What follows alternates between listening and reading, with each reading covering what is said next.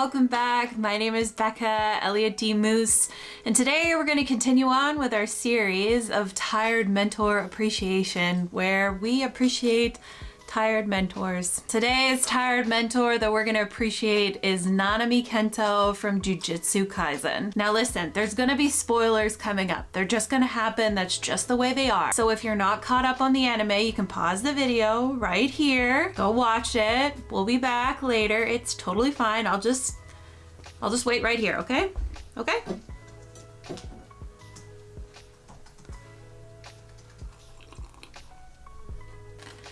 Hi, welcome back. Yeah, I'm really sorry about that. I'm so sorry. I'm so sorry. Here, these are for you. If you want one, they'll just be over here. Okay? So, sorry again, sorry. It was really sad though, right? It was so sad. And I mean, I get it. I'm right there with you. I read the manga. I knew what was going to happen.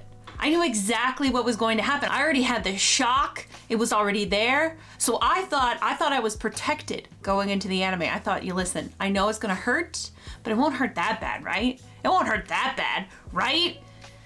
Wrong. It hurts so bad. It hurts so bad. And I think it's because the way that they animated it. Them having these flashes of his imagined life, living in Malaysia, being happy and free and peaceful, and then it's intercut with him like in his reality being hurt and it's going downhill for him. Ugh, it was hard to watch. It was really hard to watch. But to be honest, I mean, that's Jujutsu Kaisen.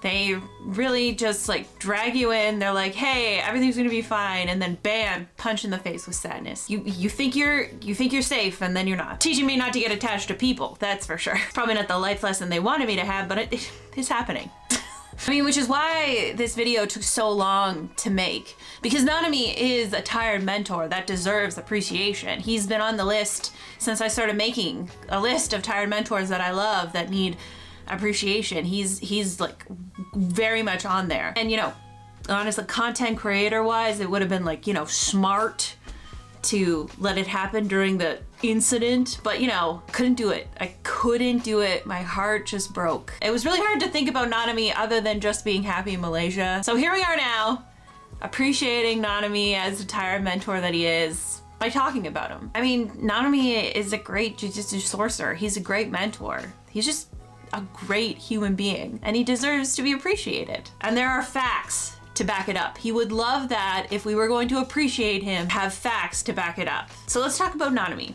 Let's talk about Nanami being an amazing tired mentor. Nanami Kento is a grade 1 jujutsu sorcerer. After graduating high school, the same high school that these 3 go to and those 4 go to and Gojo teaches at and also went to, he graduated from that school, and he did not become a jujutsu sorcerer after that. He went in to be a salaryman, to get his corporate grind on. However, after 4 years of the corporate life, he returned to being a jujutsu sorcerer. You know, Nanami is a reserved man. He's got a very stoic presence about him. You know, he seems like he's so serious, too serious about his work.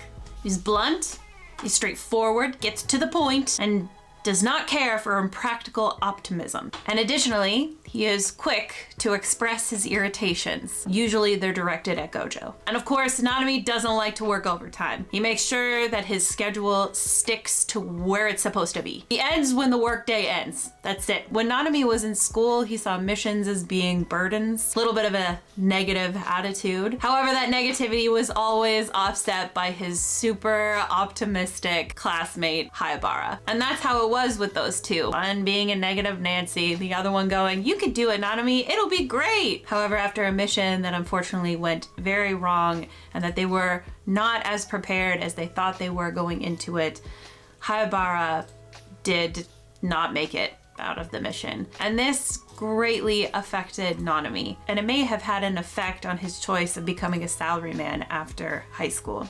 Nanami's tiredness, you know, from the tired part of being a tired mentor, comes from the fact that he's weighed down by the mundane day-to-day practices of being a jujutsu sorcerer, which in turn he believes stole his youth from him. Nanami knows that being a jujutsu sorcerer is a dangerous and demanding job for crazy people, and so he's always had a hard time respecting the profession and the people that go into it.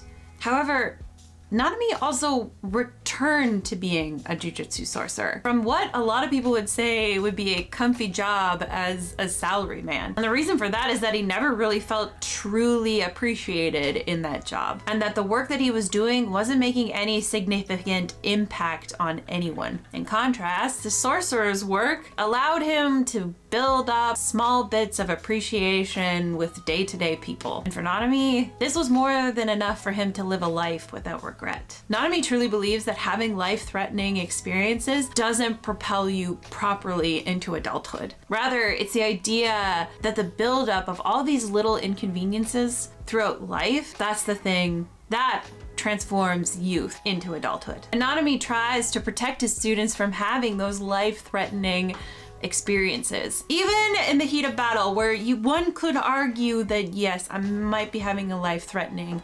experience currently, Nanami still tries to lessen those life-threatening experiences by fighting and taking the lead in many circumstances, in all to try to protect the youth that those students still have. And while definitely protecting his students, especially their youth, already makes him a very great mentor, Nanami also has this personal philosophy that I find also makes him an excellent mentor. Nanami's personal philosophy is that he judges people based on facts. He keeps this philosophy even though he's had to learn the hard way that may not be exactly how the world works. I mean, he did go and work in the corporate world, and there were a lot of disingenuous people within the corporate world. There are disingenuous people. There were probably in his workplace, and there definitely still is. And for Nanami, that is why he only respects concrete results. He was training Itadori. He made sure that Itadori didn't get a big head and that he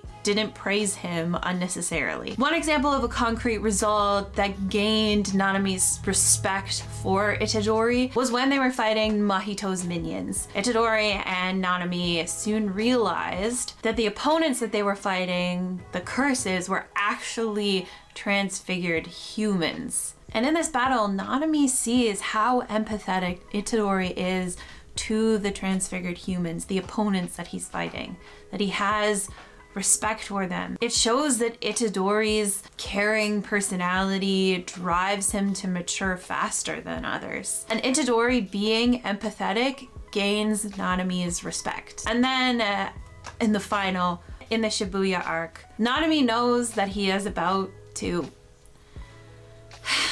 die. He sees Itadori and he says to him, "You take it from here." Nanami was worried about saying something to Itadori before he left. He did not want to curse him. He did not want to leave Itadori with him now feeling that it was his burden to avenge him or to continue on to save everyone. Nanami just wanted to acknowledge to Itadori that he had taught him all he could, and now it was his time as his student to continue forward. That he had the confidence that he could continue forward. He could continue to carry the torch on his own. His last words were words of respect, of concrete results that he had seen in Itadori, that he had enough faith in him. I mean, what a fantastic mentor. Also, Nanami's own journey to find himself is in itself a lesson that we can all take from him. Nanami quit being a jujutsu sorcerer and went to be in a salaryman, a place that he thought he would find happiness. And he worked hard to try to find that happiness, that easy retirement, that just get the job done, that peace that could be found in that job. However, Nanami realized that what truly brought him the most happiness was using the power that he had to protect people. And I think that's something that we can learn from Nanami, that he could mentor us in, that there may be a path that we could follow that would bring us ease in our day-to-day living, but we should also listen to the things that really do bring us joy, and try to follow those passions as well. Because at the end of the day, yes, comfort is important, planning for retirement is important, having security is important, but we also have to be true to ourselves so that we can live a life without regrets. And training the new generation of sorcerers with that mindset and staying true to his ideals, even with the greater understanding of how this world works, and also protecting the sanctity of youth. Nanami Kento is working hard, even when he's tired of the world, to be an amazing mentor. Nanami not only deserves our appreciation for being an amazing tired mentor, but he also deserves his happiness in Malaysia, having some chill times and reading his books and eating all of the sandwiches he wants. Love you, Nanami. We appreciate you. And that is it for Tired Mentor Appreciation, Nanami Kento. If you have a tired mentor that you want to see appreciated, let me know in the comments so we can appreciate them. And also, if you don't think that your mentor is tired enough to be a tired mentor, just still comment them, because we can still appreciate them. We can be the judge of tiredness. They might not look tired, but maybe they are tired. We'll figure it out. We'll figure it out. Just comment your mentor that you want to see appreciated in the comments. But until next time, have a great day. You take it from here. And, go chill. No overtime. However, Nanami realized